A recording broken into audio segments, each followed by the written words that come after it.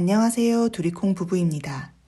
이번 브이로그는 작년 1년 동안 100권의 책을 읽으며 좋았던 책들을 소개하려고 합니다. 먼저 소설부터 추천해 보겠습니다. 저는 소설을 읽는 이유가 첫 번째는 재미있다고 생각합니다. 그래서 재미있는 소설들을 먼저 추천하고 싶습니다. 교훈, 감동, 생각해볼 메시지는 모두 재미 뒤에 따라오는 부차적인 소설의 선물이고요. 시간 가는 줄 모르고 읽었던 작품들 위주로 소개해 보겠습니다. 첫 번째로 소개할 작품은 클레어 키건의 이처럼 사소한 것들입니다. 이 책은 길이가 길지 않아요. 중편 소설 정도의 분량인데 얼마 전 배우 킬리언 머피가 영화화하여 개봉도 하였습니다. 저는 이 소설을 워낙 좋아해서 영화도 보았는데요. 영화보다는 책으로 꼭 읽으시기를 추천드려요. 작품은 아일랜드의 막달레나 수녀원 사건으로부터 영감을 받았어요. 막달레나 수녀원은 18세기부터 1996년까지 운영된 시설로 미혼모나 사회적으로 소외되었던 여성들이 강제 노동에 시달렸던 곳입니다. 수녀원의 노동 착취와 미혼모에게서 태어난 아이들의 강제 입양 문제는 오랫동안 은폐되었다가 1993년 집단 무덤이 발견되면서 세상에 알려졌습니다. 소설 속 주인공인 빌 펄롱이 수녀원의 진실을 알게 되면서 벌어지는 이야기가 주된 줄거리인데요. 사실 줄거리 자체는 별게 없어요. 다만 소설 속의 문장과 문장 사이에서 일어나는 엄청난 이야기들을 독자가 스스로 읽어내야 하죠. 그래서 책장을 아무 생각 없이 넘기다가 에잉 하면서 다시 앞으로 넘기고 다시 앞으로 넘기고를 여러 번 반복하면서 읽게 되더라고요.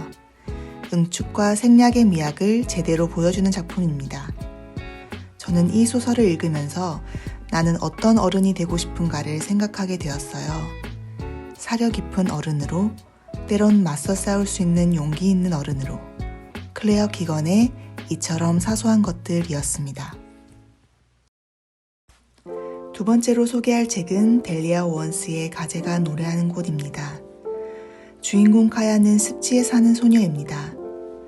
부모와 형제들에게 버림을 받고 야생에서 홀로 생존하는 카야의 이야기와 살인사건이라는 미스터리 법정 드라마가 동시에 진행되어 한시도 눈을 뗄 수 없게 만드는 소설입니다. 저는 이 소설을 읽으며 밤을 꼴딱 새웠는데요. 그만큼 흡입력 있고 소설의 전개 또한 빨라서 꽤 두꺼운 책임에도 금방 읽으실 수 있을 거예요. 개인적으로 제가 이 책을 읽을 때 마음이 좀 힘든 상황이었는데요. 책을 읽고는 그런 생각이 싹 사라졌습니다. 부모, 형제가 다 떠나고 혼자 습지에서 살아가는 6살 카야보다 내 상황이 더 힘든가 하며 제 상황에 대한 객관화가 되더라고요. 그만큼 카야의 강인한 생명력이 깊은 감동을 주는 작품이라 추천드립니다.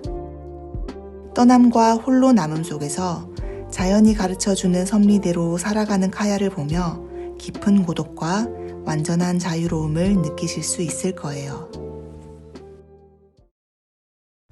세 번째로 소개하고 싶은 작품은 박완서 작가의 그만 턴싱하는 누가 다 먹었을까와 후속작인 그 산이 정말 거기 있었을까입니다. 이미 너무나 유명한 작품이고 교과서에서 한 번쯤 박완서 작가의 작품을 접해보셨을 테지만 그래도 소개하고 싶은 이유는 한 번만 읽기에는 아까운 작품이라는 생각이 들어서입니다. 특히 그만 턴싱하는 마음이 헛헛할 때면 언제든 다시 꺼내어 읽기 좋답니다. 두 작품 모두 박완서 작가의 자전적 소설인데요. 제가 이 작품에서 가장 좋아하는 부분은 바로 작가의 유년 시절 이야기입니다. 할아버지부터 온 가족이 모여 살던 풍요롭고 아름다운 박적골에서 자연에 내맡겨져 온통 버무려진 주인공의 순수한 경험을 작가는 쫀득한 말맛으로 풀어냈습니다. 특히 명절을 치를 때면 차려지던 음식에 대한 묘사들이 어찌나 맛깔스러운지 기름 지지는 냄새, 조물조물 묻혀내는 참기름 냄새까지 책을 읽는 공간으로 가져오게 합니다. 정말 언제 읽어도 마음을 흡족하게 채워주는 작가의 기억이자 이제는 나의 기억이 되게 하는 대목입니다. 평화로웠던 유년기와 대비되는 각박하고 모진 서울살이, 전쟁과 피난 경험 부분을 읽으면서는 전쟁과 같은 대서사보다는 그것을 겪어낸 한 개인의 경험이 더 정확하고 세밀하게 역사를 체감할 수 있게 한다는 생각이 들었습니다. 작가는 6.25 전쟁의 기억과 가족의 죽음, 아픔과 상실 전무를 당당하고 머뭇거림 없이 이야기합니다. 처절했던 밑바닥의 시간도 꿈같이 따스했던 기억도 동등한 무게로 회고하는 작가의 당당함이 빛이 납니다. 연극 같은 시절을 꿋꿋하게 살아냈을 뿐 아니라 온몸으로 써냄으로써 다시 살아난 작품이다. 감히 이렇게 말하고 싶습니다. 다음으로 소개할 작품은 박완서 작가의 소설을 좋아하시는 분들이라면 또 좋아할 만한 작품이 아닌가 싶습니다. 심윤경 작가의 나의 아름다운 정원입니다. 작품은 어린아이인 동구의 시선에서 쓰였는데요. 독자들은 동구의 성장 과정을 흐뭇하게 지켜보면서 동구와 함께 웃고 때로는 함께 울다 보면 소설의 결말에 다다르게 됩니다. 그러고는 마음 깊이 동구를 사랑하게 될지도 모릅니다.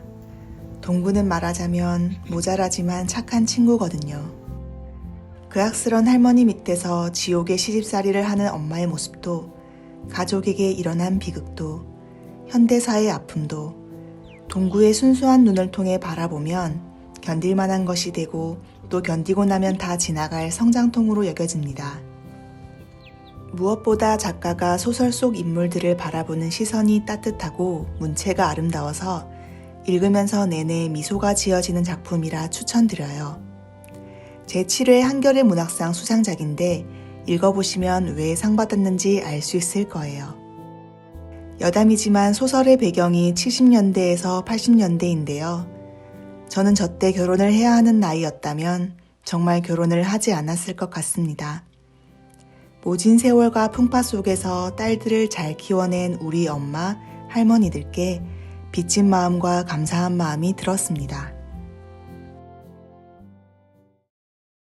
마지막으로 소개할 작품은 존 윌리엄스의 스토너입니다. 이 작품은 여러 사람들의 인생소설로 꼽을 만큼 인기가 많은 작품인데요. 발행 당시에는 주목받지 못하다가 최근 들어 역주행 중인 소설입니다.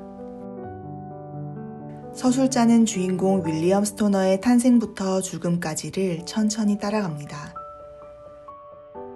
가난한 농부의 아들로 태어나 문학을 사랑하게 되고 대학 교수로 살아가는 스토너는 그저 삶을 묵묵하게 걸어가는 것으로 자신의 이야기를 다합니다. 처음부터 끝까지 담담한 문체에서 저는 깊은 감동을 얻었어요. 평범하게 살아가는 하루하루, 그저 한 발 한 발을 앞으로 내딛는 오늘이 모여 인생이 된다는 것. 세상의 역경과 풍파를 이겨내고 승리하는 감동적인 성공 스토리보다 스토너의 이야기가 더 인생답게 진리에 가깝게 느껴지는 것이 이 소설의 힘이라고 생각합니다. 나의 하루하루가 의미 없게 느껴진다면, 의미 있게 사는 것이 어떤 것인지 문득 허망하다면 스토너를 추천드립니다.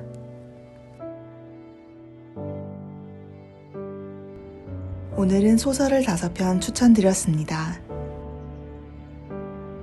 정말 좋았던 소설만 추천하려다 보니 너무 다들 아는 유명한 작품을 새삼스럽게 가져온 것은 아닌가 싶기도 하지만 책을 통해 느꼈던 즐거움을 함께 나누고 싶었습니다.